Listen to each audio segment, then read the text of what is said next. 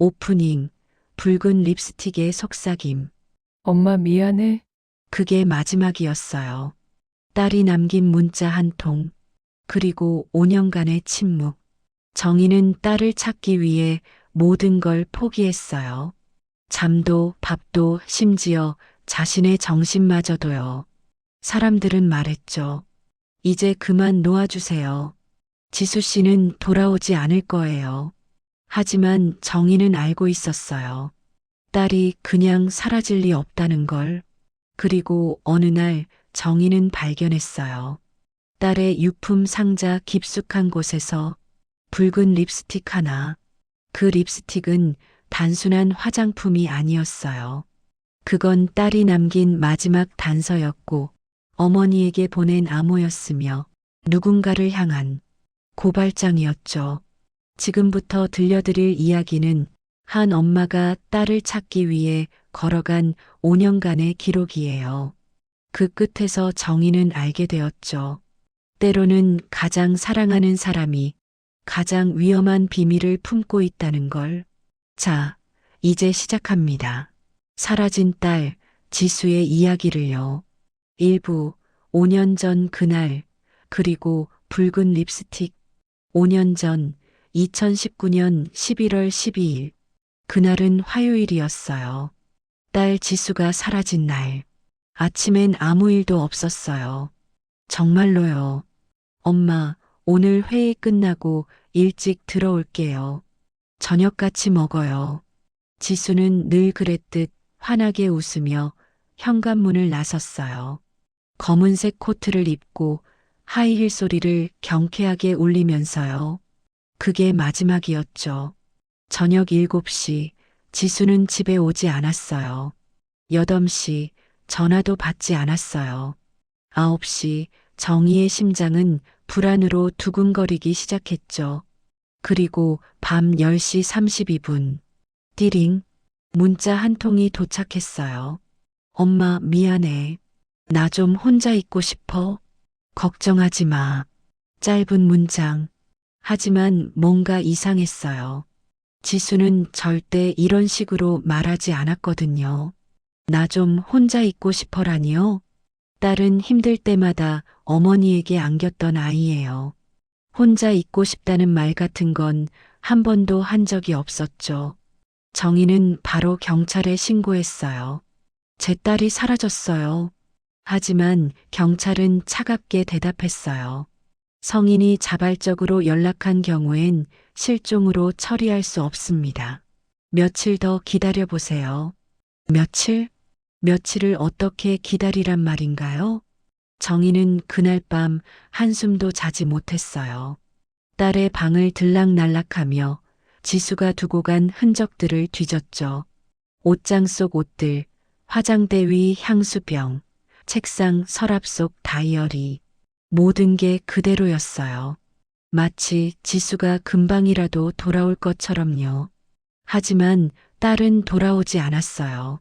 일주일이 지나고, 한 달이 지나고, 1년이 지났어요. 경찰은 수사를 시작했지만 아무런 단서도 찾지 못했죠. CCTV에는 지수가 회사를 나서는 모습까지만 찍혀 있었고, 그 이후론 사라졌어요. 마치 공기 속으로 녹아든 것처럼요. 사람들은 하나둘 포기하기 시작했어요. 아마 새로운 삶을 살고 싶었나 봐요. 스트레스가 심했나 보죠. 커리어 우먼이잖아요. 정희 씨, 이제 좀 놓아주세요. 지수 씨도 그걸 원할 거예요. 놓아주라고요? 정희에겐 불가능한 일이었어요. 딸을 찾는 게 그녀의 유일한 이유가 되었죠. 매일 아침 눈을 뜨면 오늘은 뭔가 새로운 단서를 찾을 수 있을까 하는 생각뿐이었어요. 지수의 친구들을 만나고 회사 동료들에게 연락하고 지수가 다녔던 카페와 식당을 돌아다녔어요. 하지만 아무도 지수에 대해 아는 게 없었어요. 아니, 정확히는 말하려 하지 않았어요. 특히 지수의 전 남자친구였던 민수. 그 사람은 정희가 연락할 때마다 피했어요. 저도 잘 모르겠어요. 죄송합니다. 딱 그 한마디만 남기고 전화를 끊었죠. 뭔가 숨기고 있다는 느낌이 강하게 들었어요. 그렇게 5년이 흘렀어요. 2024년 11월, 정희는 지수의 방을 정리하고 있었어요. 아니, 정리라기보단 그냥 매일 하던 의식 같은 거였죠. 딸의 물건을 만지고 딸의 향기를 맡고 딸이 아직 여기 있는 것처럼 느끼는 시간. 그날도 그랬어요. 옷장을 열고 지수가 즐겨 입던 니트를 꺼내 코에 가져다 댔어요. 그때였어요. 옷장 구석 제일 깊숙한 곳에서 낯선 상자 하나가 눈에 들어왔죠. 작은 나무 상자. 표면엔 먼지가 소복이 쌓여 있었어요.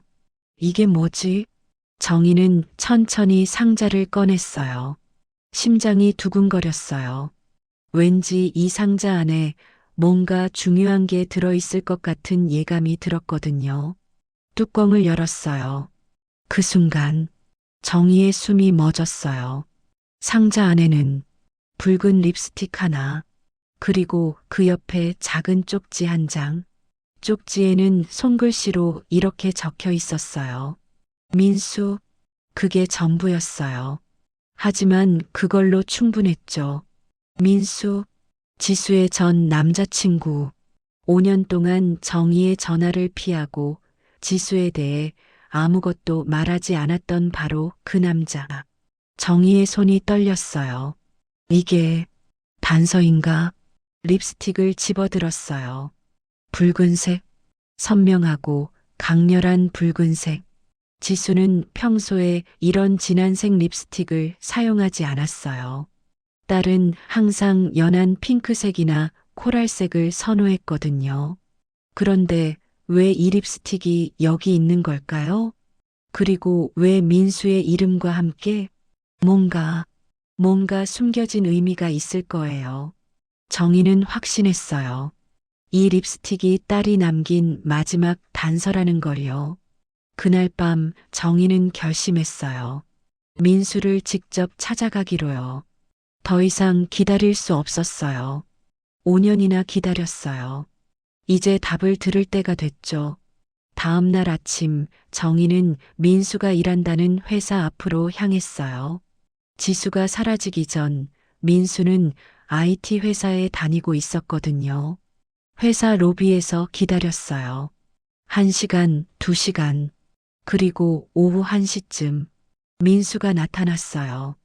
여전히 말끔한 정장 차림이었지만 얼굴엔 피곤함이 가득했죠.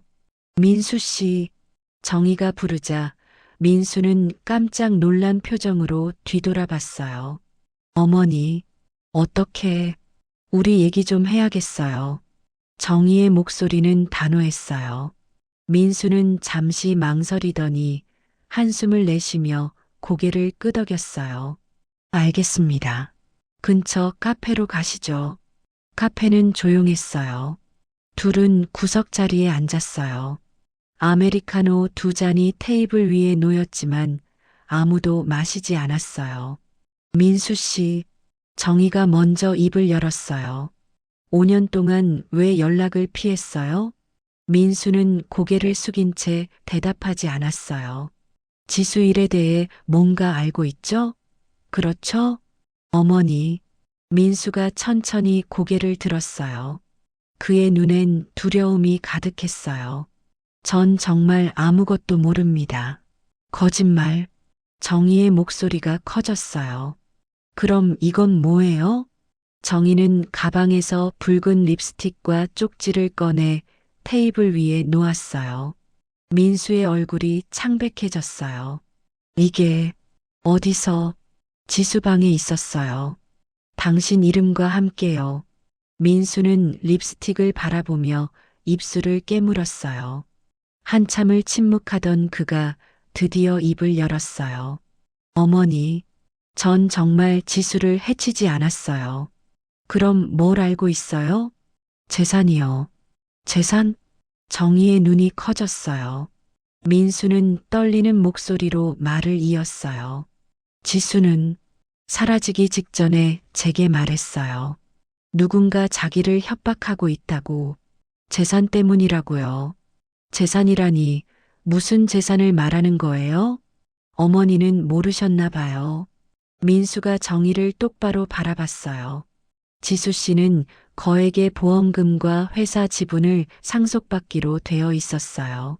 아버지께서 돌아가시기 전에 유언으로 남기셨다고 들었습니다. 순간 정희의 머릿속이 하얘졌어요.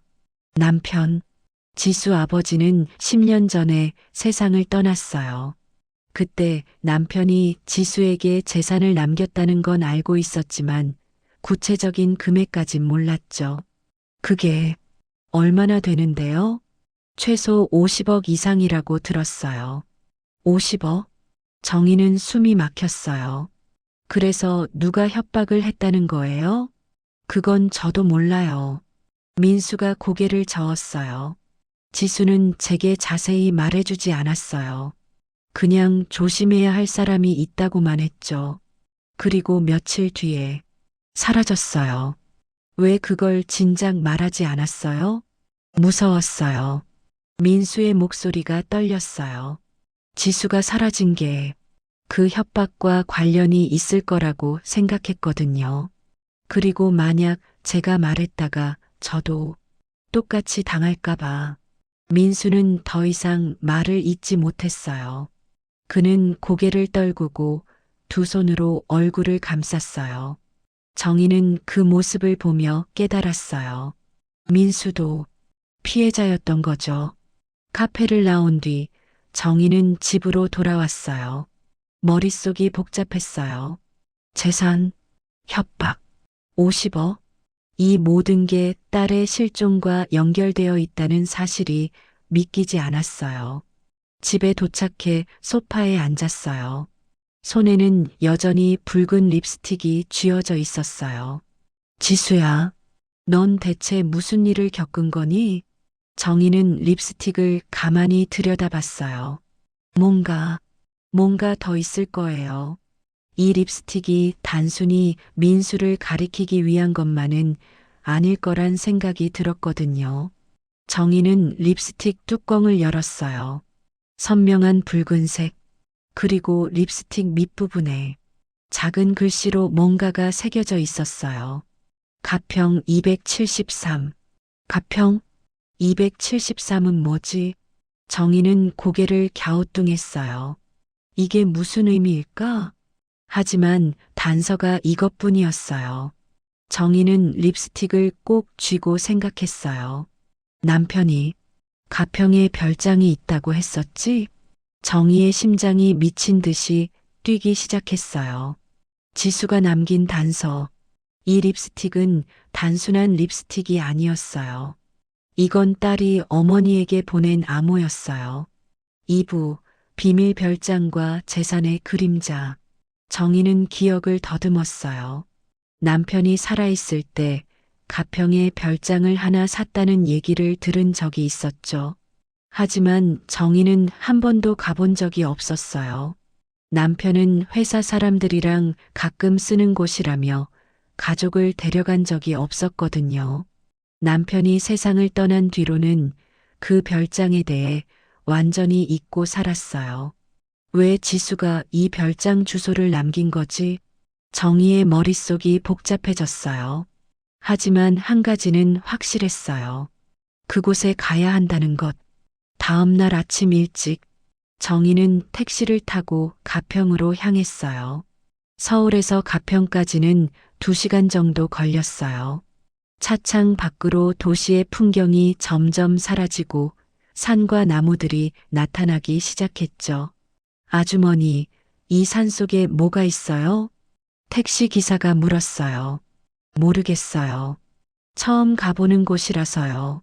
주소 보니까 별장 같던데 요즘 별장들 많이 비어 있어요. 사람들이 잘 안 와요. 기사의 말에 정희는 더욱 불안해졌어요. 혹시 지수가 그곳에? 아니야. 5년이나 지났는데. 하지만 혹시 모르잖아요. 혹시라도 딸의 흔적이라도 남아있다면. 정희는 가슴이 두근거렸어요. 여기에요. 택시가 멈춰 섰어요. 정희는 차에서 내려 주변을 둘러봤어요. 울창한 숲 사이로 낡은 2층 별장 하나가 보였어요. 외벽은 페인트가 벗겨져 있었고 정원엔 잡초가 무성했어요. 오랜 시간 방치된 느낌이 역력했죠. 여기 맞아요? 사람 사는 것 같지 않은데. 택시 기사가 걱정스럽게 물었어요. 네, 괜찮아요. 혼자 볼게요. 그럼 제가 여기서 좀 기다릴까요? 아니요, 돌아가세요. 나중에 다시 부를게요. 택시가 떠나고 정희는 혼자 남았어요. 쓸쓸한 바람이 나뭇잎 사이로 불어왔어요. 정희는 천천히 별장 쪽으로 걸어갔어요. 대문은 녹슬어 있었지만 잠겨 있지 않았어요. 비걱, 문을 열고 들어서자 오래된 나무 냄새와 곰팡이 냄새가 코를 찔렀어요. 여기 정말 오랫동안 아무도 안 왔구나. 현관문도 열려 있었어요. 정희는 조심스럽게 안으로 들어갔어요. 내부는 어둑했어요. 창문에 커튼이 쳐져 있어서 햇빛이 거의 들어오지 않았거든요. 정희는 휴대폰 손전등을 켰어요. 거실, 먼지 쌓인 소파, 오래된 TV, 깨진 액자들, 모든 게 폐허 같았어요. 정희는 천천히 집안을 둘러보기 시작했어요. 부엌, 화장실, 작은 방, 아무것도 특별한 건 없었어요. 그때였어요. 2층으로 올라가는 계단이 눈에 들어왔어요. 삐걱삐걱, 낡은 계단을 조심스럽게 올라갔어요. 2층엔 방이 2개 있었어요. 첫 번째 방은 비어 있었어요. 하지만 두 번째 방, 문을 열자마자 정희는 숨이 멎었어요. 방 한가운데에 먼지 쌓인 책상 하나, 그리고 책상 위에는 서류 뭉치들과 낡은 노트북이 놓여 있었어요. 정희는 떨리는 손으로 서류를 집어들었어요. 첫 번째 서류, 재산분할 계획서. 정희의 눈이 커졌어요. 서류를 펼쳐보니 남편의 이름, 지수의 이름, 그리고 낯선 이름 하나. 박준혁? 누구지? 정희는 서류를 자세히 읽어 내려갔어요. 그리고 그 내용을 보는 순간 온몸이 얼어붙었어요. 박준혁? 남편이. 사생아. 뭐라고? 정희는 믿을 수 없었어요. 남편에게 자신이 모르는 아들이 있었다는 거예요? 서류에는 이렇게 적혀 있었어요. 박준혁에게는 재산의 20%를 분할한다. 나머지 80%는 박지수에게 상속한다. 그리고 그 밑에는 남편의 서명이 있었어요. 정희는 다리에 힘이 풀렸어요. 바닥에 주저앉았죠. 당신이 다른 여자랑. 눈물이 흘러내렸어요. 하지만 울 시간이 없었어요. 정희는 다시 서류를 뒤적였어요. 그리고 더 충격적인 내용을 발견했어요. 두 번째 서류, 보험금 및 회사 지분 명세서, 남편이 남긴 재산의 구체적인 내용이 적혀 있었어요. 생명보험금 20억, 부동산 강남 빌딩 지분 15억, 주식 10억, 회사 지분 30% 5억, 총 50억, 그리고 그 80%인 40억이 지수에게 상속되기로 되어 있었어요. 나머지 20%인 10억은 박준혁에게. 정희는 서류를 내려놓고 생각했어요. 지수는 이 사실을 알고 있었을까? 그리고 더 중요한 건 박준혁도 이 사실을 알고 있었을까? 만약 알고 있었다면, 만약 더 많은 재산을 원했다면, 정희는 소름이 돋았어요. 설마 박준혁이 지수를 해친 건 아니겠지? 그때였어요. 책상 서랍에서 뭔가 떨어지는 소리가 났어요. 정희는 서랍을 열었어요. 그 안에는 낡은 수첩 하나. 정희는 떨리는 손으로 수첩을 펼쳤어요. 남편의 필체였어요. 날짜별로 메모가 적혀 있었어요. 2009년 3월 5일 준혁이를 만났다. 이제 20살, 대학생이 되었더라. 미안한 마음뿐이다. 2010년 8월 12일 준혁이가 돈을 요구했다. 매달 200만 원씩 주기로 했다. 2012년 5월 20일 준혁이의 태도가 점점 공격적으로 변하고 있다. 더 많은 돈을 원한다. 2014년 9월 3일 준혁이가 지수에 대해 물어봤다. 불안하다. 절대 둘을 만나게 해선 안 된다. 정희는 수첩을 읽으며 몸서리쳤어요. 남편은 이미 알고 있었던 거예요. 박준혁이 위험한 사람이라는 걸. 그리고 마지막 페이지. 남편이 세상을 떠나기 직전에 쓴 듯한 글이 있었어요. 2015년 2월 14일. 내가 죽으면 지수가 모든 걸 상속받게 될 것이다. 하지만 걱정이다. 준혁이가 가만히 있을 리 없다. 지수야, 부디 조심해라. 그 사람을 절대 믿지 마라. 정희는 수첩을 꼭 쥐었어요. 이제 모든 게 명확해졌어요. 박준혁? 지수의 이복 형제. 그가 재산을 노리고 지수를 위협했던 거예요. 하지만 한 가지 의문이 남았어요. 박준혁은 지금 어디에 있지? 정희는 책상 위에 노트북을 열었어요. 오래된 모델이라 부팅이 느렸어요. 화면이 켜졌어요. 비밀번호를 요구했죠. 정희는 잠시 생각하다가 지수의 생일을 입력했어요. B. 틀렸어요. 다시 남편의 생일을 입력했어요. B. 또 틀렸어요. 뭐지? 정희는 한참을 생각하다가 문득 떠오른 숫자를 입력했어요. 506. 5월 6일. 남편과 처음 만난 날이었어요. 딸깍. 노트북이 열렸어요. 정희는 파일들을 뒤적이기 시작했어요. 대부분 업무 관련 파일들이었어요. 하지만 한 폴더가 눈에 띄었어요. 준혁 관련 폴더를 열었어요. 그 안에는 사진들과 문서들이 가득했어요. 정희는 사진 하나를 클릭했어요. 화면에 젊은 남자의 얼굴이 나타났어요. 30대 초반쯤 돼 보이는 날카로운 인상의 남자.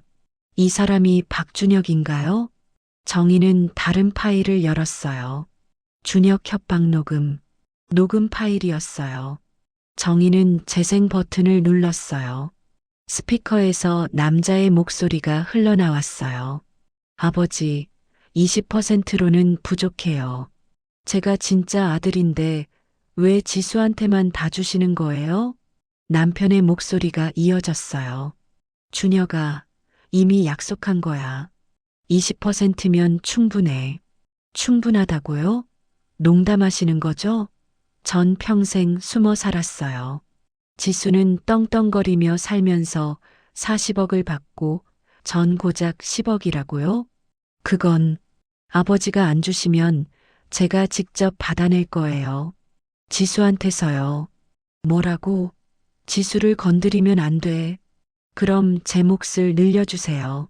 최소 50%는 줘야죠. 그건 불가능해.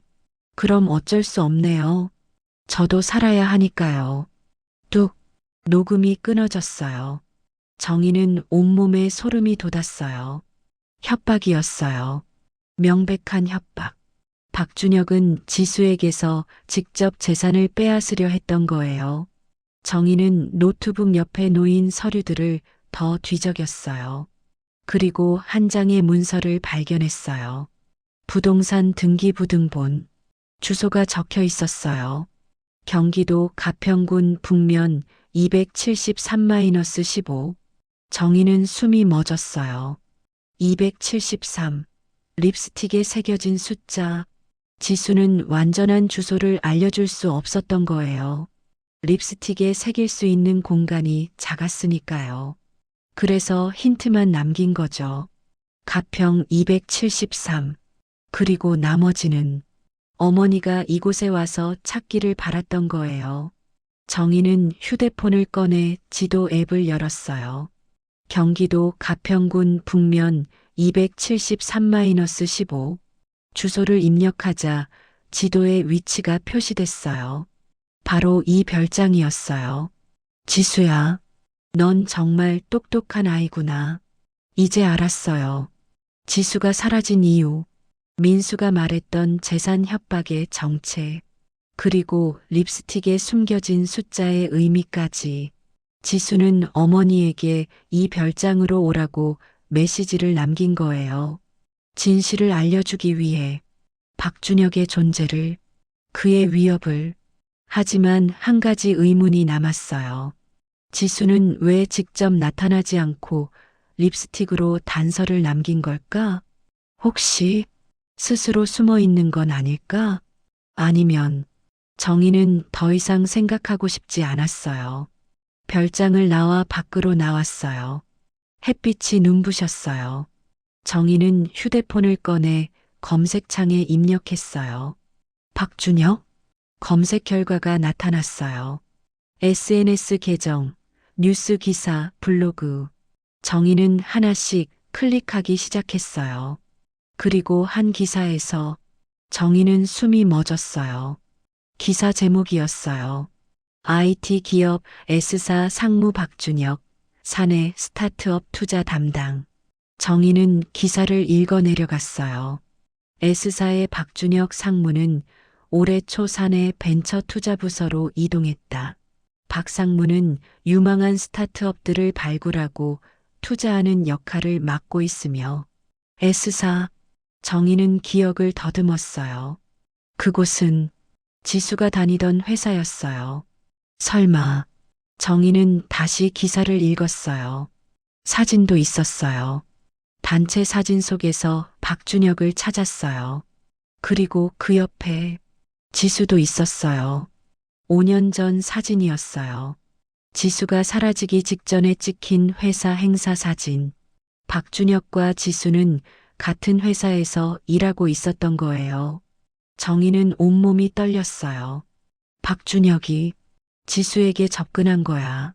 같은 회사로 들어가서 그 순간 정희의 휴대폰이 울렸어요. 띠링. 문자 메시지였어요. 발신자는 알 수 없음. 정희는 떨리는 손으로 메시지를 열었어요. 그리고 그 내용을 보는 순간 심장이 멎는 것 같았어요. 별장에 왔군요, 정희 씨. 이제 그만 찾는 게 좋을 겁니다. 지수는 돌아오지 않아요. 당신까지 다치고 싶지 않으시죠? 3부 수상한 상사와 숨겨진 연결고리. 정희는 휴대폰을 움켜쥐고 주변을 둘러봤어요. 별장 주변엔 아무도 없었어요. 하지만 누군가 자신을 지켜보고 있다는 느낌이 들었어요. 누가 문자를 보낸 거지? 정희는 문자를 다시 읽었어요. 별장에 왔군요, 정희 씨. 이 사람은 정희가 별장에 온 걸 알고 있었어요. 지금 이 순간에도 지켜보고 있는 걸까요? 정희의 등골이 서늘해졌어요. 박준혁일까? 아니면 다른 누군가? 정희는 서둘러 택시를 불렀어요. 이곳에 더 있으면 안 될 것 같았거든요. 20분 후 택시가 도착했어요. 정희는 차에 올라타며 뒤를 돌아봤어요. 별장은 여전히 고요했어요. 하지만 정희는 알 수 있었어요. 이제부터가 진짜 위험의 시작이라는 걸. 집으로 돌아온 정희는 잠을 이룰 수 없었어요. 머릿속엔 온통 박준혁 생각뿐이었어요. 박준혁을 직접 만나야 해. 하지만 어떻게?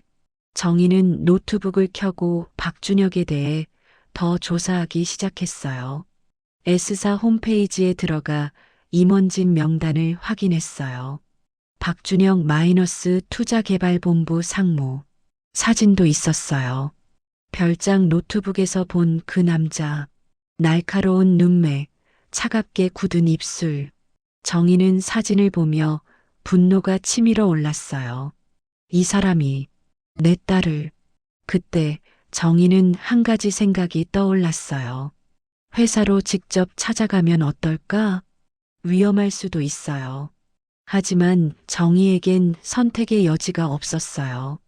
딸을 찾기 위해서라면 뭐든 할 수 있었죠.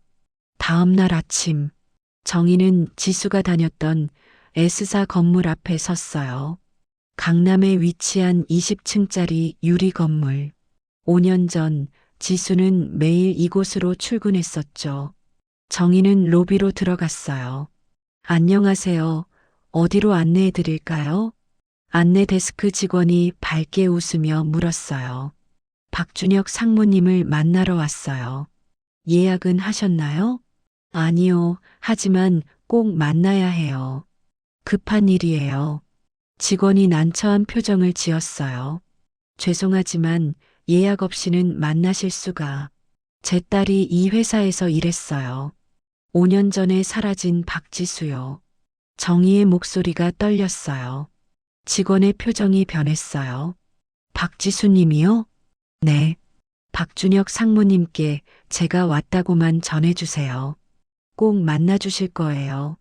직원은 잠시 망설이다가 전화기를 들었어요.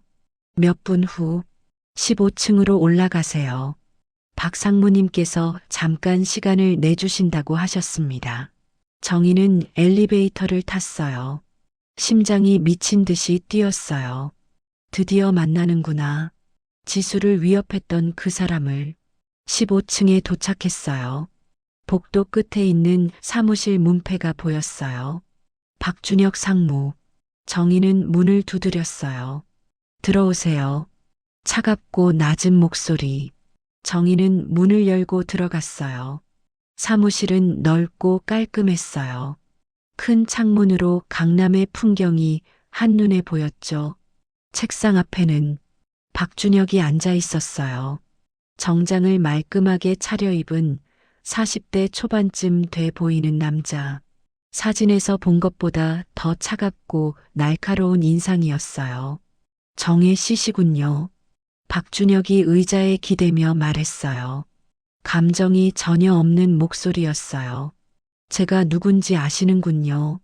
정희가 말했어요. 물론이죠. 지수의 어머니, 제 이복 동생의 어머니시니까요. 당신이 박준혁이군요. 그렇습니다. 박준혁이 차갑게 웃었어요. 저를 찾아오셨다는 건 별장에 다녀오셨다는 뜻이겠죠? 정희는 숨을 삼켰어요. 당신이 지수를 협박했죠? 협박이라니요. 그건 좀 심한 표현 아닌가요? 그럼 뭐라고 불러야 하죠? 재산을 요구하고 위협하고. 정희 씨. 박준혁이 정희를 똑바로 바라봤어요. 그의 눈엔 아무런 감정도 없었어요. 전 제 권리를 주장했을 뿐입니다. 아버지의 아들로서요. 당신은 사생아예요. 아버지가 이미 20%를 남기셨잖아요. 20%? 박준혁이 비웃었어요. 전 평생 그림자 속에서 살았어요. 아버지는 절 숨겼죠. 명절에도 가족 행사에도 전 한 번도 초대받지 못했어요. 반면 지수는 어땠나요? 떵떵거리며 살았죠. 최고의 교육, 최고의 환경. 그런데 재산도 80%를 가져간다고요? 그건 불공평하죠. 박준혁이 책상을 쳤어요. 전 그냥 공평한 분배를 원했을 뿐이에요. 50대 50? 그게 뭐가 잘못됐나요? 정희는 주먹을 꽉 쥐었어요. 그래서 지수를 해친 건가요? 해쳤다고요? 박준혁이 미간을 찌푸렸어요. 전 지수를 해치지 않았어요. 거짓말. 믿지 않으시겠지만 전 정말이에요.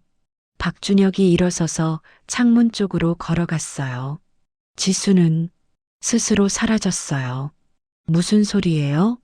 전 지수에게 제안했어요. 재산을 반반 나누자고. 그러면 더 이상 문제 삼지 않겠다고요. 박준혁이 뒤돌아봤어요. 하지만 지수는 거절했어요.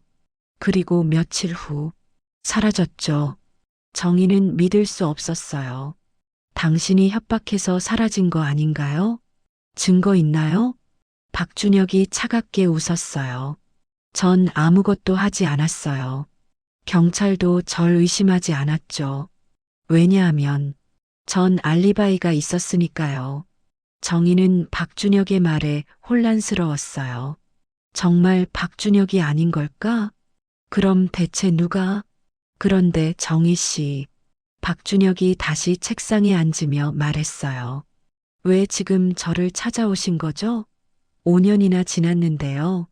립스틱을 찾았어요. 지수가 남긴 립스틱? 박준혁이 눈썹을 치켜 올렸어요. 그게 뭔가요? 정희는 가방에서 붉은 립스틱을 꺼냈어요. 박준혁은 립스틱을 보더니 고개를 저었어요. 전 그게 뭔지 모르겠는데요. 이 립스틱에 주소가 숨겨져 있었어요. 별장으로 가는 별장. 박준혁의 표정이 미묘하게 변했어요. 그곳에 가봤군요. 네. 그리고 남편의 수첩도 봤어요. 당신이 지수를 위협했다는 증거요. 그건 오래전 일이에요. 박준혁이 한숨을 쉬었어요. 전 화가 나 있었어요. 인정합니다. 하지만 지수를 해치진 않았어요. 정희는 박준혁을 바라봤어요. 이 사람이 거짓말을 하는 걸까요? 아니면 정말 무고한 걸까요? 그때 박준혁이 입을 열었어요. 한 가지 조언을 드리자면요. 뭔데요? 지수의 상사를 한번 찾아보세요. 상사? 강태준이라고 들어보셨나요? 정희는 고개를 저었어요. 아니요. 지수의 직속 상사였어요. 마케팅팀 이사. 박준혁이 미소 지었어요. 하지만 그 미소는 차갑고 음침했어요. 그 사람, 지수를 좋아했거든요. 아주 많이. 정희는 회사 건물을 나와 근처 카페에 앉았어요. 머릿속이 복잡했어요. 박준혁은 자신이 무고하다고 주장했어요. 대신 다른 사람을 의심하라고 했죠. 강태준. 정희는 휴대폰을 꺼내 검색했어요. 강태준 S사. 검색 결과가 나타났어요. 링크드인 프로필, 회사 소개 페이지. 정희는 강태준의 프로필을 클릭했어요. 사진이 보였어요. 40대 후반쯤 돼 보이는, 온화해 보이는 인상의 남자. 안경을 쓰고 있었고 미소 짓고 있었어요. 이 사람이 지수의 상사? 프로필을 읽어 내려갔어요. S사 마케팅 본부 이사, 15년 경력, 다수의 성공적인 캠페인을 이끌었으며 정희는 더 검색했어요. SNS 계정도 찾았어요. 강태준의 인스타그램, 게시물들을 보니 대부분 업무 관련 사진들이었어요. 회사 행사, 팀 회식, 세미나, 그리고 한 게시물에서 정희는 숨이 멎었어요. 5년 전 사진, 회사 야유회 사진이었어요. 사진 속에는 많은 직원들이 있었고 그 가운데 지수가 있었어요. 그리고 지수 바로 옆에는 강태준이 서 있었어요. 강태준은 지수를 보며 환하게 웃고 있었어요. 하지만 그 눈빛이 뭔가 이상했어요. 너무 강렬했어요. 마치 집착하는 사람의 눈빛 같았어요. 정희는 사진을 확대했어요. 그리고 캡션을 읽었어요.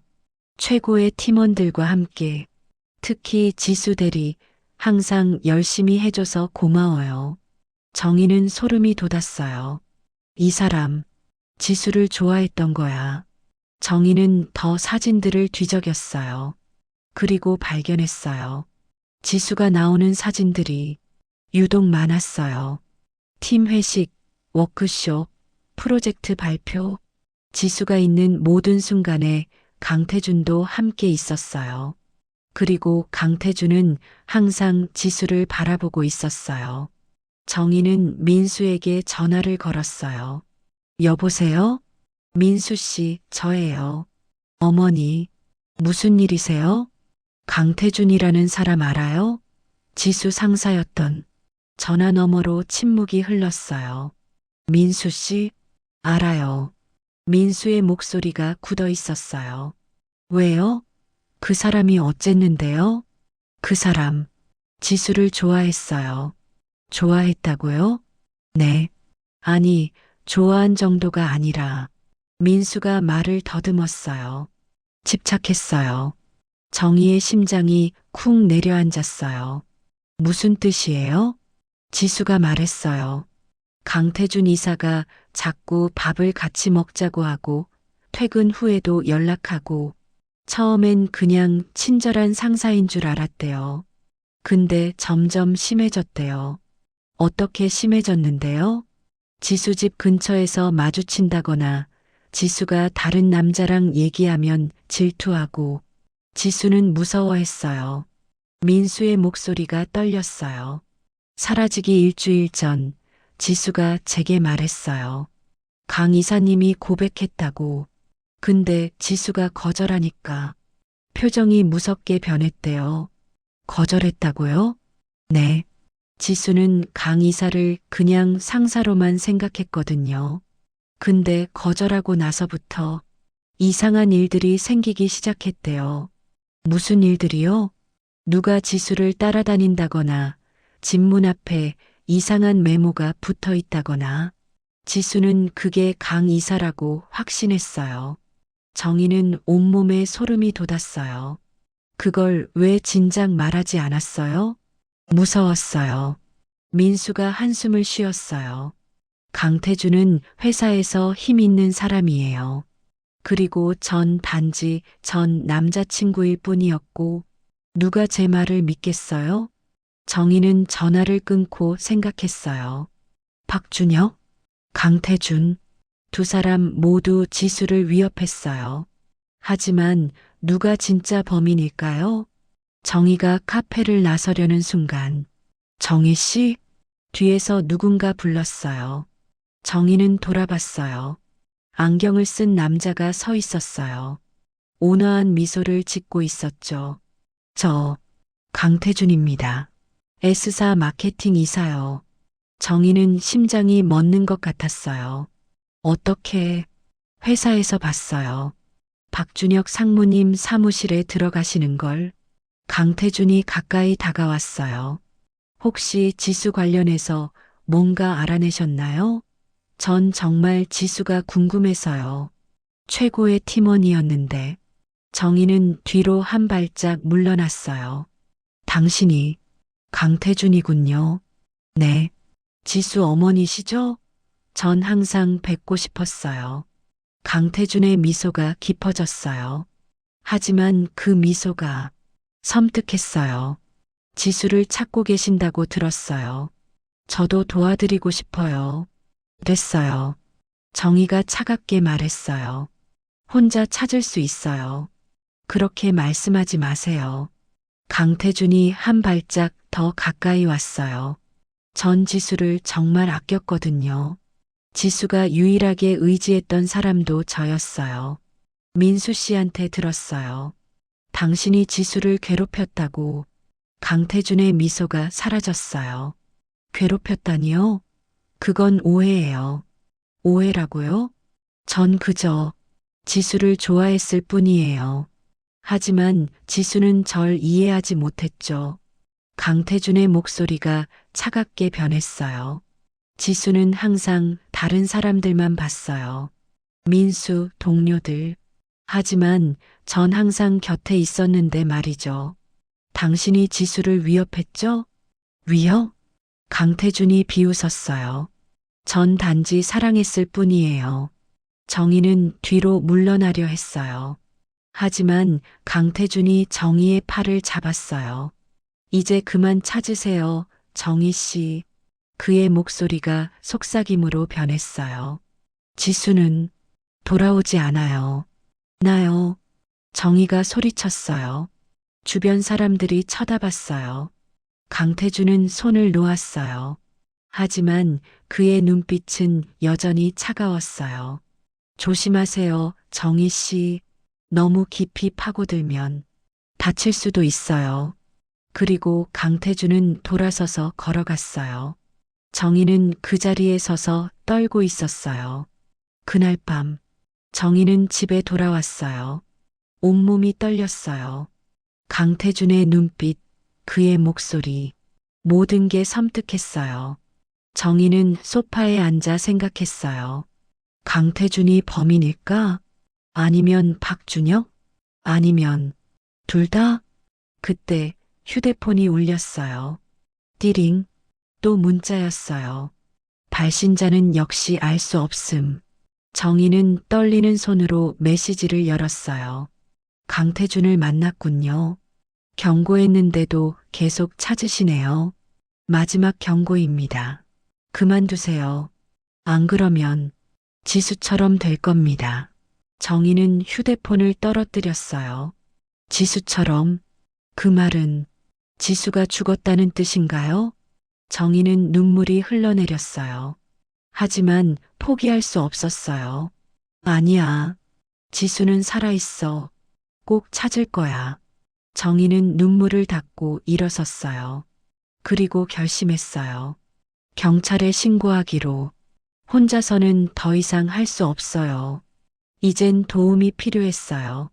사부, 경찰 수사와 숨겨진 연결고리. 다음 날 아침, 정희는 강남경찰서로 향했어요. 5년 전 지수가 사라졌을 때도 이곳에 왔었죠. 하지만 그때는 아무런 도움도 받지 못했어요. 이번엔 달라요. 정희에겐 증거가 있었어요. 별장에서 찾은 서류들, 남편의 수첩, 협박 녹음 파일, 그리고 무엇보다 두 명의 용의자, 박준혁과 강태준. 경찰서 민원실에 들어서자 한 형사가 정희를 맞이했어요. 어서 오세요. 전화 주신 분이시죠? 네, 박지수 실종 건으로 연락드렸던. 아, 네. 저는 이민호 형사입니다. 이쪽으로 오시죠. 이민호 형사는 40대 중반쯤 돼 보이는 인상 좋은 남자였어요. 조사실로 안내받은 정희는 가방에서 준비해온 자료들을 꺼냈어요. 이게 제가 찾은 증거들이에요. 이민호 형사는 정희가 내민 서류들을 하나씩 살펴봤어요. 재산분할 계획서, 남편의 수첩, 녹음 파일. 형사의 표정이 점점 진지해졌어요. 이건 5년 전 수사 때는 없었던 자료들인데요. 별장에서 찾았어요. 남편이 숨겨둔 거였죠. 별장이요? 정희는 립스틱에 숨겨진 주소를 발견한 이야기부터 별장에서 발견한 모든 것들을 설명했어요. 이민호 형사는 메모를 하며 열심히 들었어요. 그러니까 지수 씨의 이복 형제인 박준혁 씨가 재산 때문에 지수 씨를 위협했고 동시에 회사 상사인 강태준 씨도 지수 씨를 스토킹했다는 거죠? 네. 둘 다 지수를 위협했어요. 그리고 지금도 누군가 정희 씨에게 협박 문자를 보내고 있다고요? 정희는 휴대폰을 꺼내 문자들을 보여줬어요. 별장에 왔군요, 정희 씨.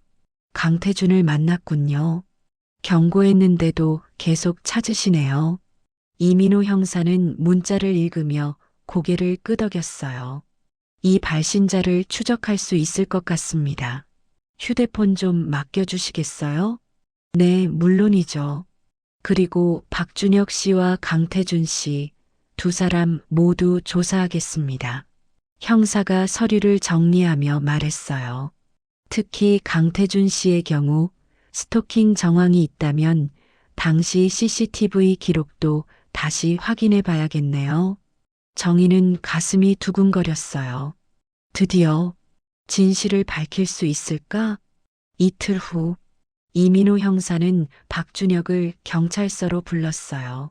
정희는 조사실 밖에서 기다렸어요. 1시간쯤 지났을까요? 조사실 문이 열리고 박준혁이 나왔어요. 그는 정희를 보자 차갑게 웃었어요. 만족하시나요, 정희 씨? 당신이 지수를 어떻게 했는지 밝혀질 거예요. 전 아무것도 하지 않았다니까요. 박준혁이 한숨을 쉬었어요. 형사님도 그렇게 말씀하셨어요.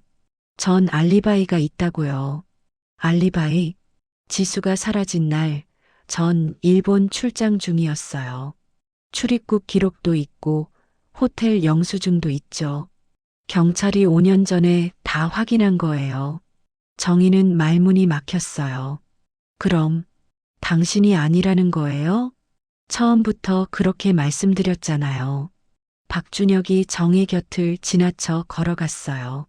이제 그만 절 괴롭히세요. 전 피해자예요. 지수만큼이나요. 정희는 주저앉을 것 같았어요. 박준혁이 아니라면 대체 누가? 다음 날, 이번엔 강태준이 조사를 받으러 왔어요. 정희는 또다시 조사실 밖에서 기다렸어요. 하지만 이번엔 조사 시간이 더 길었어요. 2시간, 3시간. 정희는 초조하게 복도를 오갔어요. 마침내 조사실 문이 열렸어요. 강태준이 나왔어요. 그의 얼굴은 창백했고 땀이 흘러내리고 있었어요. 강태준은 정희를 보자 눈을 피했어요. 그리고 황급히 경찰서를 빠져나갔어요. 정희는 조사실로 들어갔어요. 형사님, 어떻게 됐어요? 이민호 형사는 심각한 표정으로 앉아 있었어요. 정희 씨, 앉으세요. 정희는 긴장하며 자리에 앉았어요. 강태준, 스토킹이 맞았습니다. 정말요? 네. 당시 CCTV 기록을 다시 확인했더니 지수 씨 집 근처에서 강태준이 여러 번 포착됐어요. 퇴근 시간 이후에도 지수 씨 뒤를 따라다닌 정황이 있었죠. 정희는 숨을 삼켰어요. 그럼 강태준이 범인인가요? 그게 형사가 난처한 표정을 지었어요. 강태준도 알리바이가 있습니다. 네. 지수 씨가 사라진 그날 밤 강태준은 회사 회식에 참석하고 있었어요. 10시부터 새벽 2시까지 목격자도 여러 명이고 카드 사용 내역도 있어요. 정희는 어지러웠어요. 그럼 둘 다 아니라는 거예요? 현재로선 그렇습니다. 하지만 형사가 잠시 말을 멈췄어요. 한 가지 이상한 점을 발견했습니다. 뭔데요? 박준혁과 강태준이 서로 알고 있었어요. 정희는 눈이 커졌어요. 무슨 뜻이에요? 통화 기록을 분석했더니 지수 씨가 사라지기 한 달 전부터 박준혁과 강태준 사이에 통화가 여러 번 있었어요. 통화를요? 네. 그것도 심야 시간대에 뭔가 의논하는 게 있었던 것 같은데 이민호 형사가 자료를 넘겼어요. 더 놀라운 건 두 사람이 지수 씨가 사라지기 일주일 전에 만났다는 겁니다. 강남의 한 호텔 라운지에서요. 정희는 온몸에 소름이 돋았어요. 혹시 둘이 짜고 한 건가요? 그럴 가능성이 있습니다. 박준혁은 재산이 필요했고 강태준은 지수 씨를 원했죠. 만약 둘이 손을 잡았다면 형사가 심각한 표정으로 말했어요. 지수 씨를 없애고 재산을 나눠 가질 계획이었을 수도 있습니다. 정희는 눈물이 흘러내렸어요. 그럼 지수는 아직 단정 지을 순 없습니다. 하지만 두 사람을 더 깊이 조사하겠습니다. 그날 밤 정희는 집에 돌아와 소파에 주저앉았어요. 머릿속이 복잡했어요. 박준혁과 강태준이 공모했다는 거예요? 그렇다면 지수는 정말 죽은 걸까요? 정희는 눈물을 닦으며 립스틱을 꺼냈어요. 붉은 립스틱, 딸이 남긴 유일한 단서. 지수야, 넌 대체 어디에 있는 거니? 그때였어요. 띠링, 휴대폰이 울렸어요. 정희는 깜짝 놀라 휴대폰을 집어들었어요. 또 협박 문자인가요? 하지만 이번엔 달랐어요. 알 수 없음이 아니었어요. 발신자는 민수. 정희는 문자를 열었어요. 어머니, 중요한 정보를 발견했어요. 지금 당장 만날 수 있을까요? 혼자 오세요. 절대 아무에게도 말하지 마시고요. 정희는 의아했어요. 무슨 정보지? 그리고 왜 아무에게도 말하지 말라는 거지? 불안했지만 민수는 지수의 전 남자친구였어요. 믿을 수 있는 사람이었죠. 정희는 답장을 보냈어요. 어디서 만날까요? 곧바로 답장이 왔어요. 한강공원 반포대교 밑 밤 10시 꼭 혼자 오세요. 정희는 시계를 봤어요. 지금 9시, 1시간 후였어요. 가야 할까? 혼자서 밤 10시에 한강공원으로 위험할 수도 있어요. 하지만 민수가 뭔가 중요한 정보를 알고 있다면 정희는 결심했어요. 가기로. 밤 10시 정희는 택시를 타고 반포대교 한강공원에 도착했어요. 주변은 어두웠어요. 산책하는 사람들이 간간히 보였지만 대부분 멀리 떨어져 있었죠. 정희는 약속 장소로 걸어갔어요. 다리 밑 가로등 하나가 희미하게 빛나고 있었어요. 민수 씨, 정희가 조심스럽게 불렀어요. 그림자 속에서 누군가 나타났어요. 민수였어요. 하지만 그의 표정이 평소와 달랐어요. 창백하고 불안해 보였어요. 어머니, 오셨군요. 무슨 일이에요? 무슨 정보를 발견했다는 거예요? 민수는 주변을 두리번거리더니 정희에게 다가왔어요. 어머니, 죄송해요. 네, 뭐가요? 전 전부 거짓말했어요. 정희는 숨이 멎었어요. 무슨 말이에요? 지수에 대해 제가 아는 게 더 있었어요. 민수의 목소리가 떨렸어요. 지수가 사라진 그날 저도 관련이 있었어요. 뭐라고요? 정희는 뒤로 물러났어요. 대체 무슨 소리예요? 전 강태준 이사한테 돈을 받았어요. 민수가 고개를 떨구며 말했어요. 지수 위치를 알려달라고. 그래서 전 지수가 그날 밤 어디로 가는지 알려줬어요. 정희는 믿을 수 없었어요. 당신이 지수를 배신한 거예요? 죄송해요. 전 당시에 빚이 너무 많았어요. 강 이사가 5천만 원을 준다고 해서 지수가 어떻게 됐는지 알아요? 정희가 소리쳤어요. 지수가 어디 있는지 말해요. 그게 민수가 떨리는 목소리로 말하려는 순간 쿵 뒤에서 둔탁한 소리가 났어요. 민수가 갑자기 앞으로 쓰러졌어요. 정희는 비명을 지르려 했어요. 하지만 누군가 뒤에서 정희의 입을 막았어요. 조용히 해요, 정희 씨. 차갑고 낮은 목소리. 정희는 돌아보려 했지만 그 사람이 더 강하게 붙잡았어요. 이제 그만 찾으셔야죠. 경고했잖아요. 정희는 몸부림쳤어요. 하지만 그 사람의 힘이 너무 셌어요. 점점 의식이 흐려졌어요. 마지막으로 들린 건 지수처럼 될 텐데. 그리고 정희는 눈앞이 깜깜해졌어요. 오부 깨어남과 충격적인 진실. 정희는 천천히 눈을 떴어요. 머리가 지끈거렸어요. 여긴 어디지? 주변을 둘러봤어요. 낡은 천장, 먼지 쌓인 창문, 곰팡이 냄새. 여기는 별장이었어요. 가평에 있는 그 별장. 정희는 몸을 움직이려 했지만 손목이 의자에 묶여 있었어요. 깨어나셨군요. 앞에서 목소리가 들렸어요. 정희는 고개를 들었어요. 어둠 속에서 누군가 천천히 걸어 나왔어요. 가로등 불빛에 얼굴이 드러났어요. 정희는 숨이 막혔어요. 당신, 강태준이었어요. 안경을 벗은 그의 얼굴은 더 이상 온화하지 않았어요. 차갑고 광기 어린 눈빛이었죠. 놀라셨나요? 강태준이 의자를 끌어와 정희 앞에 앉았어요. 전 경고했잖아요. 그만 찾으라고요. 당신이 제게 문자를 보낸 거군요. 당연하죠. 정희 씨가 너무 깊이 파고드시길래요. 강태준이 미소 지었어요. 섬뜩한 미소였어요. 민수는 어떻게 됐어요? 정희가 떨리는 목소리로 물었어요. 걱정 마세요. 살아있어요. 일단은요.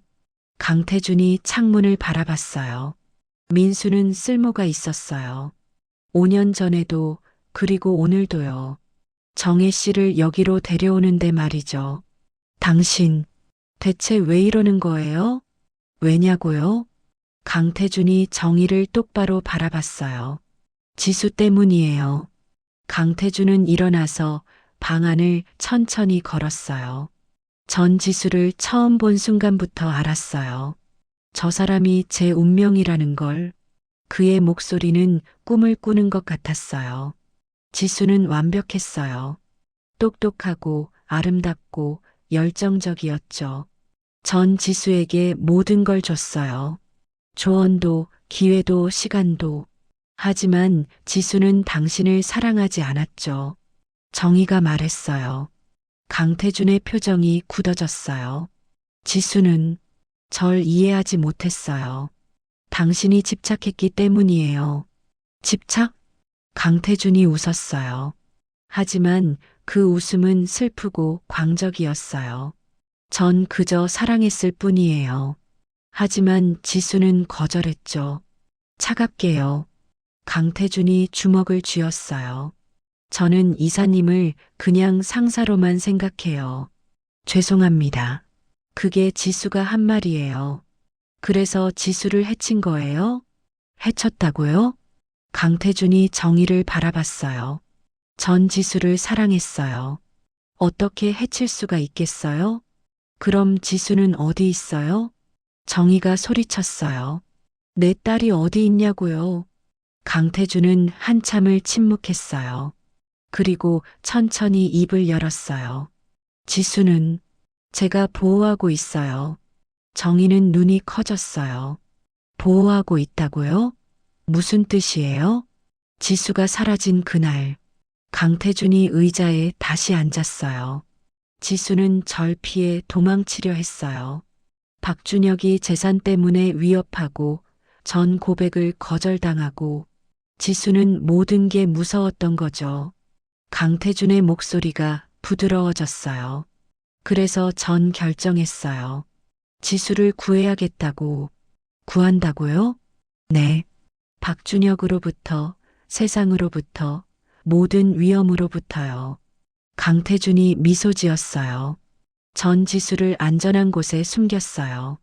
아무도 찾을 수 없는 곳에요. 정희는 온몸이 떨렸어요. 지수가 어디 있어요? 여기요. 강태준이 바닥을 가리켰어요. 바로 이 별장의 지하예요. 정희는 숨이 막혔어요. 뭐라고요? 지수는 5년 동안 여기 있었어요. 전 매주 와서 지수를 돌봤죠. 음식도 주고 책도 가져다 주고. 미쳤군요. 정희가 소리쳤어요. 당신 완전히 미쳤어요. 미쳤다고요? 강태준의 표정이 차갑게 변했어요. 전 지수를 사랑해요. 지수를 위험으로부터 보호한 거예요. 감금한 거잖아요.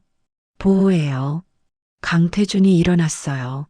지수도 이제는 이해할 거예요. 제가 얼마나 지수를 사랑하는지요. 지수를 만나게 해주세요. 정희가 애원했어요. 제발 딸을 만나게 해주세요. 강태준은 잠시 생각하더니 고개를 끄덕였어요. 좋아요. 마지막으로 만나게 해드리죠. 강태준은 정희의 묶인 손을 풀었어요. 하지만 정희의 한쪽 손목에 수갑을 채웠어요. 그리고 자신의 손목에도 수갑을 채웠죠. 도망가지 못하게요. 강태준이 차갑게 웃었어요. 둘은 별장 안쪽으로 걸어갔어요.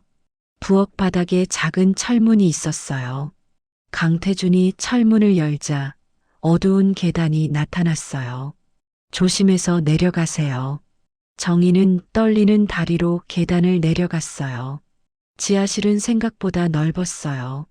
하지만 창문이 하나도 없었고 전구 하나만 희미하게 빛나고 있었어요. 그리고 지하실 구석에 침대 하나, 침대 위에 누군가 웅크리고 앉아 있었어요. 긴 머리, 마른 몸. 정희는 심장이 멎는 것 같았어요. 지수야? 그 사람이 천천히 고개를 들었어요. 창백한 얼굴, 움푹 들어간 눈. 하지만 분명했어요. 지수였어요.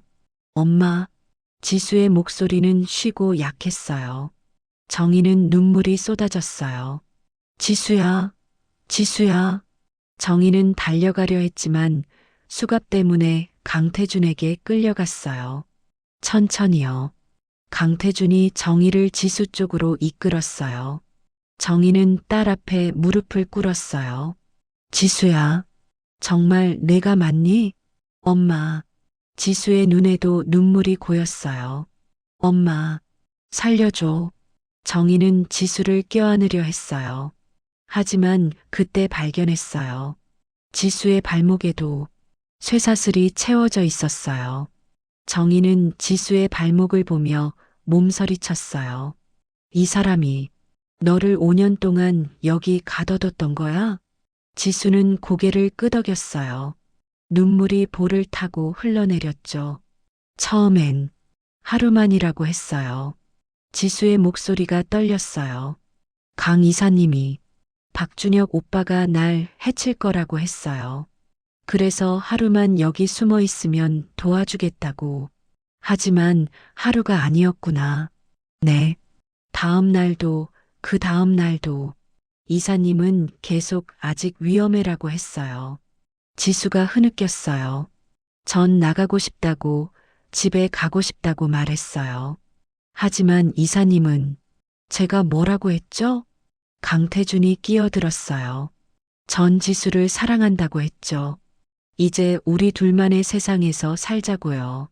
당신 미친 거예요. 정희가 소리쳤어요. 이건 사랑이 아니에요. 범죄예요. 범죄라니요. 강태준이 슬픈 표정을 지었어요. 전 지수를 보호한 거예요. 박준혁도 있었고 재산을 노리는 사람들도 있었잖아요. 그건 핑계예요. 정희가 강태준을 노려봤어요.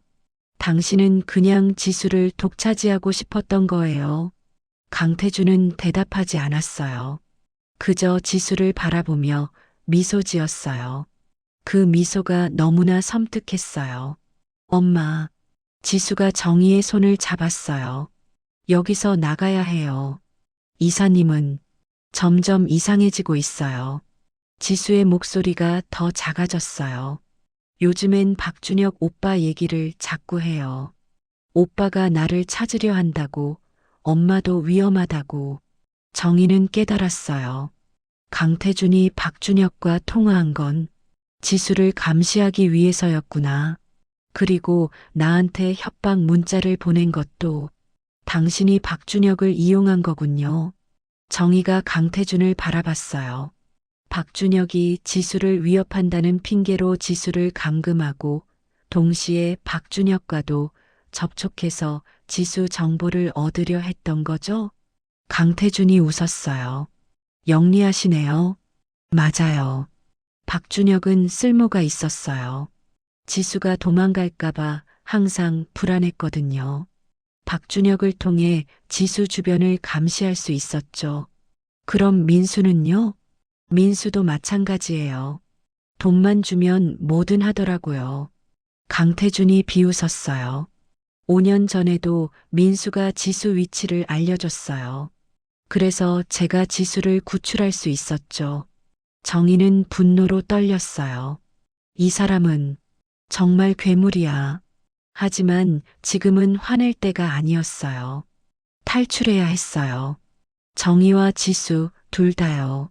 강태준 씨, 정희가 침착하게 말했어요.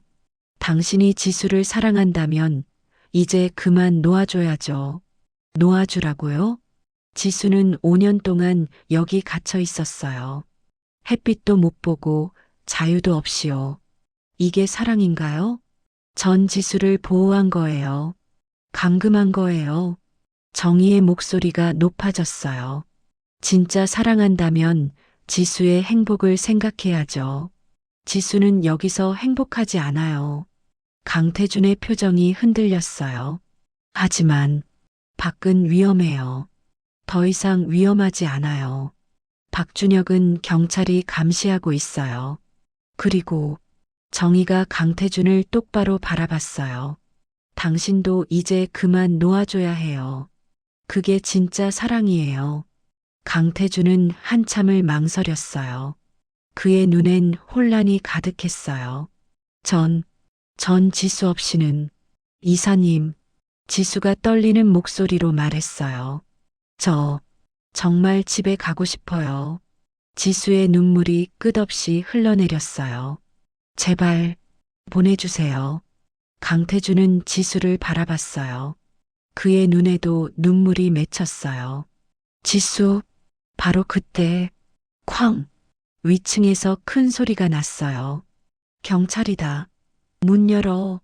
강태준의 얼굴이 창백해졌어요. 경찰? 정희는 안도의 한숨을 쉬었어요. 이민호 형사님. 강태준은 당황한 표정으로 지하실 입구를 바라봤어요. 계단에서 발소리가 들렸어요. 여기다. 지하실이 있어. 이민호 형사와 몇 명의 경찰들이 계단을 내려왔어요. 손들어. 강태준. 형사가 총을 겨누며 소리쳤어요. 강태준은 수갑으로 연결된 정희를 보더니 천천히 손을 들었어요. 전 그냥 지수 씨를 5년간 감금한 혐의로 체포한다. 경찰들이 강태준에게 다가갔어요. 정희와 연결된 수갑을 풀고 강태준을 체포했죠. 강태준은 끌려가면서도 계속 지수를 바라봤어요. 지수, 미안해. 전 정말 널 사랑했어. 지수는 고개를 돌렸어요. 더 이상 보고 싶지 않다는 듯이요. 정희는 지수의 발목에 채워진 쇠사슬을 풀어주었어요. 지수야, 이제 괜찮아. 엄마가 왔어. 지수는 어머니 품에 안겨 울었어요. 5년 동안 참았던 눈물이 쏟아졌어요. 엄마. 그래, 지수야. 이제 집에 가자. 집에. 구급차가 도착했어요. 지수는 들것에 실려 구급차로 옮겨졌어요. 정희도 함께 탔죠. 구급차가 출발하면서 정희는 별장을 돌아봤어요. 그곳엔 경찰들이 증거를 수집하고 있었어요.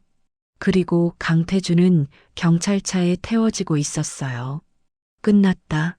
정희는 지수의 손을 꼭 잡았어요. 이제 정말 끝났어. 6부, 치유와 마지막 반전. 지수는 서울대병원에 입원했어요. 5년간의 감금 생활로 몸은 많이 약해져 있었지만 다행히 큰 부상은 없었어요. 하지만 마음의 상처는 깊었어요. 정희는 매일 병원에 와서 지수 곁을 지켰어요. 딸의 손을 잡고 조용히 앉아 있었죠. 엄마, 지수가 작은 목소리로 불렀어요. 응, 지수야. 제가 왜 진작 탈출하지 못했는지 궁금하시죠? 정희는 지수의 손을 더 꽉 잡았어요. 아니야. 그런 거 궁금하지 않아. 전 처음엔 매일 탈출하려고 했어요. 지수의 눈에 눈물이 고였어요. 소리도 지르고 쇠사슬을 풀려고도 하고 하지만 아무도 듣지 못했어요. 별장은 너무 깊은 산속이었고 지하실은 방음이 돼 있었거든요. 지수야. 그리고 시간이 지나면서 점점 포기하게 됐어요. 지수가 흐느끼기 시작했어요. 이사님이 말했어요. 밖에 나가면 박준혁이 널 죽일 거야. 엄마도 위험해질 거야 라고. 전 무서웠어요. 엄마한테 피해가 갈까봐. 지수야, 그건 내 잘못이 아니야. 정희가 딸을 꼭 안았어요. 내가 살아있는 것만으로도 엄마는 행복해. 정말이야. 둘은 한참을 그렇게 울었어요. 5년 동안 떨어져 있었던 시간을 채우듯이요. 한 달 후, 강태준의 재판이 열렸어요. 법정은 사람들로 가득 찼어요. 기자들, 방청객들, 그리고 피해자인 지수와 정희. 지수는 증인으로 출석했어요. 아직 몸은 완전히 회복되지 않았지만 법정에 서기로 결심했죠. 증인은 피고인 강태준과 어떤 관계였나요? 검사가 물었어요. 회사 상사였습니다. 지수의 목소리는 떨렸지만 또렷했어요. 그리고 저를 5년간 감금한 사람이에요. 2019년 11월 12일 무슨 일이 있었나요? 그날 강태준 이사님이 저를 별장으로 데려갔어요. 박준혁 씨가 제게 위협을 한다며 하루만 숨어 있으면 도와주겠다고 했어요. 지수가 눈물을 닦았어요. 하지만 그건 거짓말이었어요. 이사님은 저를 가두려고 했던 거예요. 그 후 5년 동안 어떻게 지냈나요? 지하실에 갇혀 있었어요. 쇠사슬에 묶여서 햇빛도 볼 수 없었고 밖과 연락도 할 수 없었어요. 법정이 술렁거렸어요. 이사님은 일주일에 한두 번 와서 음식을 주고 책을 가져다 줬어요. 그리고 계속 말했어요. 나는 너를 사랑해. 밖은 위험해. 여기가 안전해라고. 지수의 목소리가 떨렸어요. 전 매일 죽고 싶었어요. 하지만 엄마 생각에 버텼어요. 정희는 방청석에서 눈물을 흘렸어요. 그때 강태준이 일어섰어요. 재판장님, 제가 한마디 하겠습니다. 재판장이 고개를 끄덕였어요. 강태준은 지수를 바라봤어요. 지수 씨, 정말 미안합니다. 그의 목소리는 진심으로 들렸어요. 전 정말로 당신을 사랑했어요. 하지만 그 사랑이 잘못된 방식이었다는 걸 이제야 깨달았습니다. 사랑이라고요? 지수가 차갑게 말했어요. 그건 사랑이 아니었어요. 집착이었어요. 강태준은 고개를 떨구었어요. 맞습니다. 저는 당신을 소유하려 했어요. 그게 잘못이었습니다. 재판은 계속됐어요. 그리고 판결이 내려졌어요. 피고인 강태준에게 징역 15년을 선고한다. 법정이 웅성거렸어요. 강태준은 고개를 끄덕이며 판결을 받아들였어요.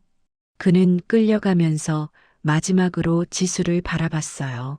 하지만 지수는 더 이상 그를 보지 않았어요. 재판이 끝난 후 정희와 지수는 법원 밖으로 나왔어요.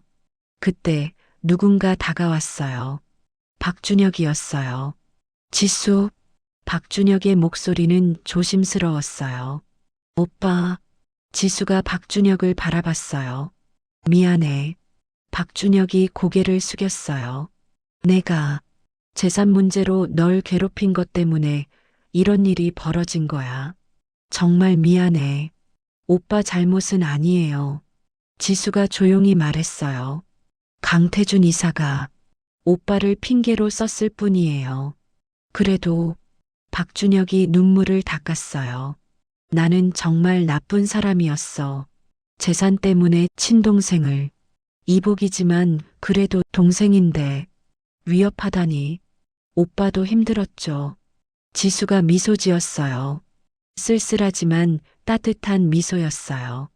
평생 아버지한테 인정받지 못하고 살았잖아요. 저도 이제 이해해요. 박준혁은 울먹였어요. 지수, 고마워. 이렇게 용서해줘서. 용서는 아니에요. 지수가 솔직하게 말했어요. 오빠가 한 일은 잘못됐어요. 하지만 우린 가족이잖아요. 이복이지만요. 박준혁은 고개를 끄덕였어요. 재산 다 가져. 네. 아버지가 남긴 재산 다 가져. 난 필요 없어. 박준혁이 진지하게 말했어요.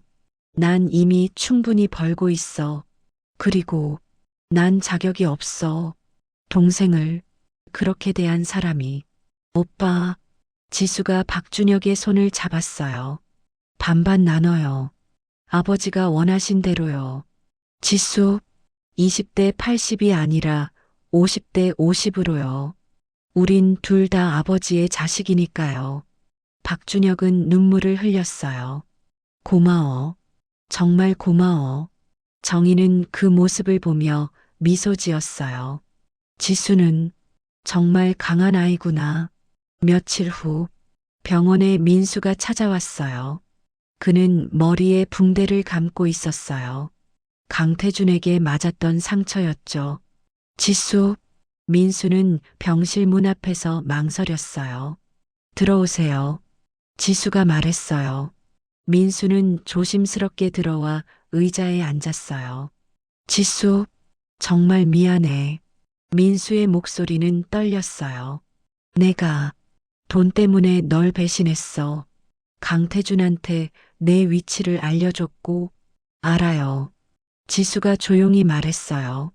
경찰한테 들었어요. 변명할 수 없어. 난 정말 최악이야. 민수가 고개를 떨구었어요. 그때 난 빚이 너무 많았어. 5천만 원이면 다 갚을 수 있었고, 그래서 오빠도 이용당한 거예요. 지수가 말했어요. 강태준 이사가 오빠를 이용한 거예요. 오빠의 약점을 알고요. 그래도 용서할 순 없어요. 지수가 단호하게 말했어요. 민수는 고개를 끄덕였어요. 당연해.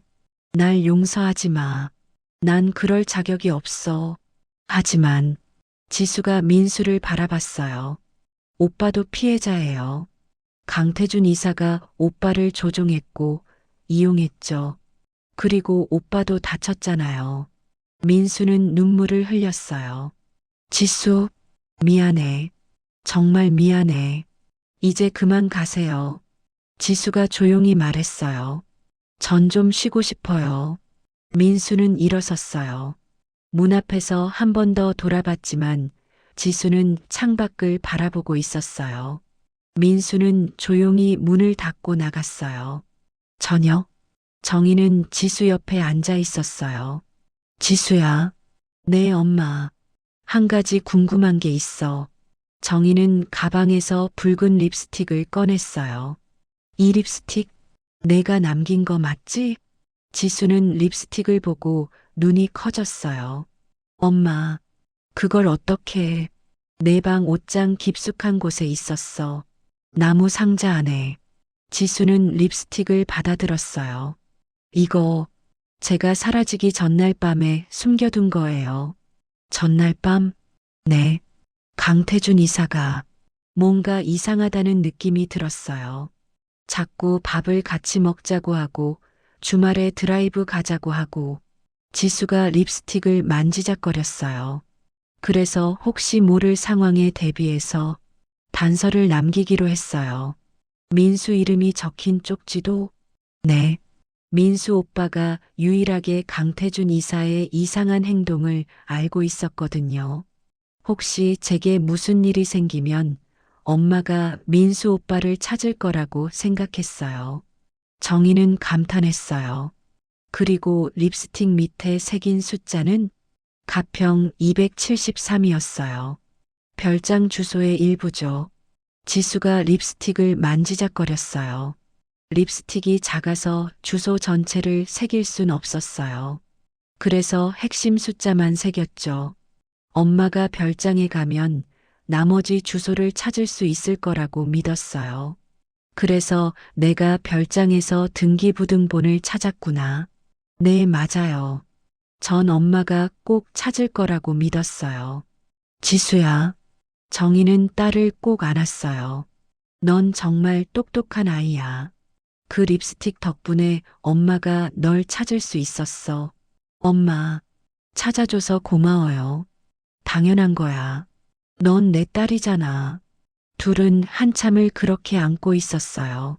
3개월 후, 지수는 병원에서 퇴원했어요.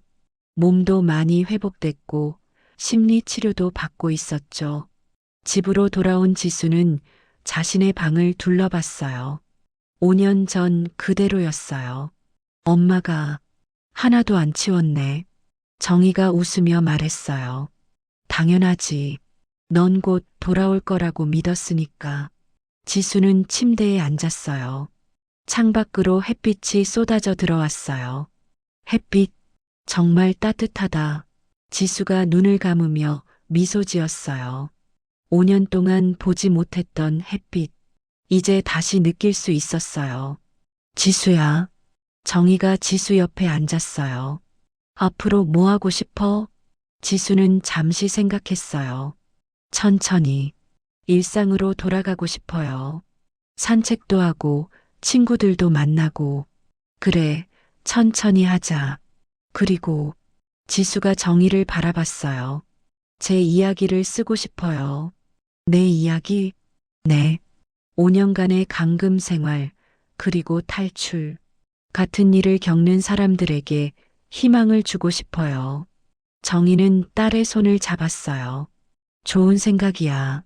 넌 강한 사람이니까 분명 다른 사람들에게도 힘이 될 거야. 1년이 흘렀어요. 지수는 자신의 경험을 책으로 펴냈어요. 붉은 립스틱 5년간의 감금에서 살아남은 이야기. 책은 베스트셀러가 됐어요. 많은 사람들이 지수의 용기에 감동했죠. 지수는 강연도 다니기 시작했어요. 스토킹 피해자들, 감금 피해자들을 위한 강연이었어요. 여러분, 지수가 무대 위에서 말했어요. 저는 5년 동안 지옥 같은 시간을 보냈습니다. 하지만 포기하지 않았어요. 언젠가 구출될 거라는 희망을 가졌죠. 청중들이 박수를 쳤어요. 그리고 제 어머니는 5년 동안 저를 찾았습니다. 한순간도 포기하지 않고요. 지수는 객석의 정희를 바라봤어요. 정희는 눈물을 흘리며 웃었어요. 만약 여러분 중 누군가 힘든 상황에 있다면 기억하세요. 희망은 있습니다. 그리고 여러분을 찾는 사람도 있습니다. 강연이 끝난 후 많은 사람들이 지수에게 다가와 감사 인사를 했어요. 제 딸도 스토킹 피해를 받았는데 지수 씨 이야기를 듣고 용기를 얻었어요. 저도 과거에 비슷한 일을 겪었는데 이제야 말할 수 있게 됐어요. 지수는 한 사람 한 사람 안아주며 위로했어요. 어느 날 지수에게 편지 한 통이 도착했어요. 발신인은 강태준, 교도소에서 보낸 편지였어요. 지수는 한참을 망설이다가 편지를 열었어요. 지수에게 이 편지를 읽고 있다면 고마워요. 나는 지금 교도소에 있어요. 매일 후회하며 살고 있죠. 나는 당신을 사랑한다고 생각했어요. 하지만 그건 사랑이 아니었어요. 집착이었죠. 진짜 사랑이 뭔지 이제야 알 것 같아요. 사랑은 상대를 가두는 게 아니라 자유롭게 해주는 거더라고요. 미안해요, 지수. 당신의 5년을 빼앗은 것 평생 용서받을 수 없을 거예요. 하지만 한 가지만은 알아줬으면 해요. 나는 당신이 행복하길 바라요. 진심으로요. 당신의 강연 소식을 들었어요. 많은 사람들에게 희망을 주고 있다고 하더라고요. 자랑스러워요. 그리고 미안해요. 마이너스 강태준. 지수는 편지를 천천히 접었어요. 눈물이 나지 않았어요. 화도 나지 않았어요. 그저 안타까울 뿐이었어요. 이 사람도 불행했구나. 지수는 편지를 서랍에 넣었어요. 답장은 하지 않기로 했어요. 이제 더 이상 강태준과 연결되고 싶지 않았으니까요. 2년 후, 지수는 완전히 일상으로 돌아왔어요. 새로운 회사에 취직했고, 새로운 친구들도 사귀었어요. 그리고 새로운 사랑도 만났어요. 지수야, 준비됐어? 현관에서 남자 목소리가 들렸어요. 응, 거의 다 됐어. 지수는 거울을 보며 립스틱을 발랐어요. 연한 핑크색, 더 이상 붉은색이 아니었어요. 엄마, 다녀올게요. 그래, 조심히 다녀와. 저녁은 집에서 먹을 거지? 네. 지수는 남자친구와 함께 집을 나섰어요. 햇빛이 눈부시게 빛났어요. 지수는 하늘을 올려다봤어요. 나는 이제 자유야. 더 이상 갇혀있지 않아. 그리고 지수는 행복하게 웃었어요. 에필로그 5년 후 정희는 거실 소파에 앉아 TV를 보고 있었어요. 뉴스에서 지수가 나오고 있었어요. 스토킹 범죄 예방 재단을 설립한 박지수 대표, 자신의 경험을 바탕으로 많은 피해자들을 돕고 있습니다. 화면 속 지수는 환하게 웃고 있었어요. 엄마, 현관문이 열리고 지수가 들어왔어요. 그리고 지수 뒤에는 아이 하나, 할머니, 5살쯤 된 여자아이가 정희에게 달려왔어요. 우리 민지, 할머니 보고 싶었어? 응. 민지는 정희 품에 안겼어요. 지수는 부엌으로 가며 말했어요. 엄마, 오늘 재단 후원자분들 만났는데 다들 엄마한테 안부 전하래요. 그래, 다들 고맙다고 전해. 지수는 차를 끓이며 창밖을 바라봤어요. 석양이 아름답게 물들고 있었어요. 나는 행복해. 정말 행복해. 지수는 미소 지었어요. 그리고 부엌 선반 위에 놓인 붉은 립스틱을 바라봤어요. 더 이상 사용하지 않지만 버리지도 않았어요. 그건 지수의 과거였고 동시에 새로운 시작의 상징이었으니까요. 엄마, 차 나왔어. 응, 고마워 지수야. 정희와 지수, 그리고 민지. 세 세대가 함께 앉아 차를 마셨어요. 창밖으로 석양이 지고 새로운 밤이 시작됐어요. 하지만 더 이상 어둠은 무섭지 않았어요. 함께 있으니까요. 서로를 사랑하니까요. 그리고 무엇보다 희망이 있으니까요. 오늘 이야기가 당신께 작은 위로가 되었다면 좋겠습니다. 구독과 좋아요 눌러주신 분들께 좋은 일만 가득하시길 바랍니다.